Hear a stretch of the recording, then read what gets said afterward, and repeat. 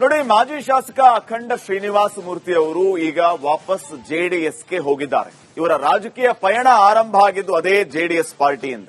2013ರಲ್ಲಿ 2018ಕ್ಕೆ ಮತ್ತೆ ಕಾಂಗ್ರೆಸ್ ಇಂದ ಕಾಂಪೀಟ್ ಮಾಡಿದ್ರು. ಅದಾದ್ಮೇಲೆ ಬದಲಾದ ರಾಜಕೀಯ ಪರಿಸ್ಥಿತಿಯಲ್ಲಿ ಇವನ್ ಬಿಎಸ್ಪಿಗೂ ಕೂಡ ಹೋದ್ರು. ಈಗ ಮತ್ತೆ ಮಾತೃ ಪಕ್ಷಕ್ಕೆ ವಾಪಸ್ ಆಗಿದ್ದಾರೆ. ದಳಪತಿಗಳು ಹೇಳ್ತಾ ಇರೋದೇನು, ಇದು ಆರಂಭ ಅಷ್ಟೇ, ಮೂಲ ದಳದವರು ಇನ್ನೂ ಬಹಳ ಜನ ಬರೋರಿದ್ದಾರೆ. ಮತ್ತೆ ಮಾತೃಪಕ್ಷಕ್ಕೆ ಅಖಂಡ ಶ್ರೀನಿವಾಸ ಮೂರ್ತಿ ಅವರು ಮರಳಿರೋದು ಇದು ಆದಿ. ಅಖಂಡ ಶ್ರೀನಿವಾಸ ಮೂರ್ತಿ ಅವರ ಈ ನಡೆ ಸಹಜವಾಗಿ ರಾಜಕೀಯದಲ್ಲಿ ಸಂಚಲನಕ್ಕೆ ಕಾರಣ ಆಗ್ತಾ ಇದೆ. ಇಲ್ಲಿಂದ ಸ್ಟಾರ್ಟ್ ಆಯ್ತಾ ಅಂತ ಹೇಳಿ ರಾಜಕೀಯದಲ್ಲಿ ಹೊಸ ಚರ್ಚೆ ಆಗ್ತಾ ಇರೋದೇನು, ಯಾರ್ಯಾರು ಜೆಡಿಎಸ್ ಅನ್ನ ಬಿಟ್ಟು ಬೇರೆ ಬೇರೆ ಪಾರ್ಟಿಗಳಲ್ಲಿ ಸೆಟ್ಲ್ ಆಗಿದಾರೋ ಅಂತವರು ವಾಪಸ್ ಮತ್ತೆ ಜೆಡಿಎಸ್ಗೆ ಬರ್ತಾರೆ ಅನ್ನುವಂತ ಚರ್ಚೆ ಆಗ್ತಾ ಇದೆ. ಈಗ ಅವರೆಲ್ಲರ ಘರ್ವಾಪ್ಸಿ ಆಗುತ್ತೆ ಅನ್ನುವಂತಹ ಚರ್ಚೆಗಳಾಗ್ತಾ ಇದೆ.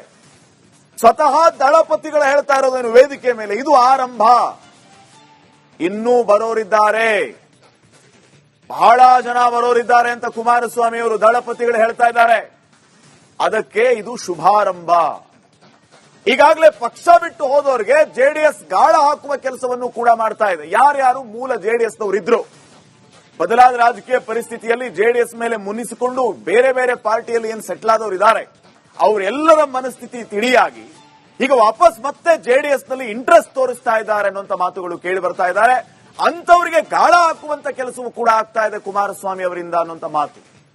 ಸೊ ಮೂಲ ದಳದವರಿಗೆ ಗಾಳ ಹಾಕಿದಾರಂತೆ ಕುಮಾರಣ್ಣ, ಯಶಸ್ವಿ ಆಗ್ತಾರಾ? ಈಗ ಆರಂಭ ಅನ್ನುವಂತೆ ಅಖಂಡ ಶ್ರೀನಿವಾಸ ಮೂರ್ತಿ ಅವರು ವಾಪಸ್ ಬಂದಿದ್ದಾರೆ.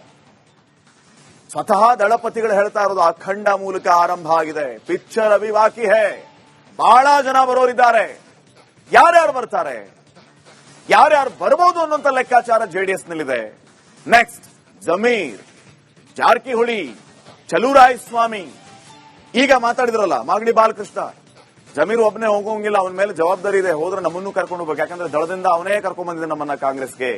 ಈಗ ಅದ ಹೆಂಗ್ ಒಬ್ಬನೇ ಹೋಗ್ಬಿಡ್ತಾನ ಅವನು, ನಮ್ಮನ್ನು ಕರ್ಕೊಂಡು ಹೋಗ್ಬೇಕು ಅನ್ನೋ ರೀತಿಯಲ್ಲಿ ಮಾಗಡಿ ಬಾಲಕೃಷ್ಣ ಅವರು ಮಾತಾಡ್ತಾ ಇದ್ರು. ಹಾಗಿದ್ರೆ ನಿಜಕ್ಕೂ ಈ ಮೂಲ ದಳದವರು ಅಂದ್ರೆ ದಳದಿಂದ ಕಾಂಗ್ರೆಸ್ಗೆ ಬಂದು ಸೆಟ್ಲ್ ಆದಂತ ಆ ಒಂದು ಟೀಮ್ ಏನಿದೆ ಅಲ್ಲಿ ನಿಜಕ್ಕೂ ಈ ರೀತಿಯ ಚರ್ಚೆ ಈಗ ಆಗ್ತಾ ಇದೆಯಾ? ಇದು ಸದ್ಯಕ್ಕಿನ ಪ್ರಶ್ನೆ. ಅಲ್ಲಿಗೆ ಪ್ರಾದೇಶಿಕ ಪಕ್ಷವನ್ನ ಬಲಗೊಳಿಸೋದಕ್ಕೆ ದಳಪತಿಗಳು ಪಣ ತೊಟ್ಟಿದ್ದಾರೆ.